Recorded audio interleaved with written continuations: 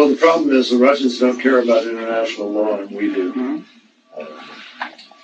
And we don't have the basis, our lawyers tell us, unless we have a UN Security Council resolution, or unless we are under attack, or unless we are invited in. Russia is invited in by the legitimate regime. Well, it's illegitimate in our mind, but by the regime.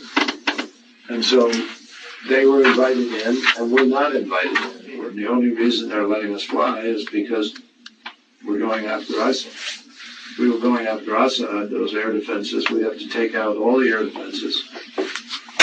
And we don't have a legal justification, frankly, for doing that, unless we stretch it way beyond the law. And a lot of Americans don't believe that we should be fighting and sending young Americans over to die in another country. That's the problem.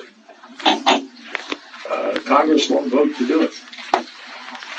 And you can be mad at us, but what we're trying to do is help Syrians. I think we've been putting an extraordinary amount of arms in, haven't we?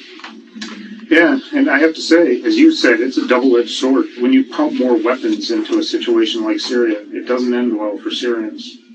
The armed groups in Syria get a lot of support, not just from the United States, but from other partners. Qatar, Turkey, Saudi Arabia, huge amount of weapons coming in, huge amount of money. The reason Russia came in is because ISIL was getting stronger.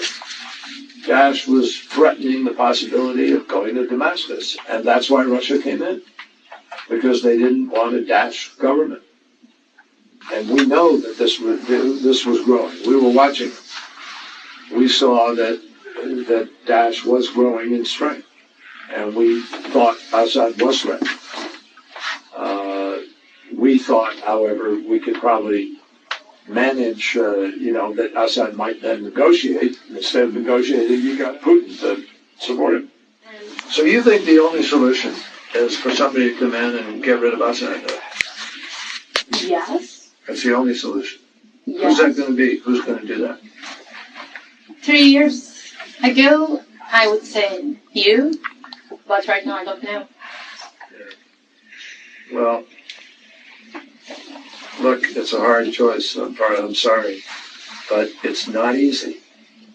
And we're trying to empower Syrians to be able to fight against this guy. Now, the Russians have changed the equation, unfortunately.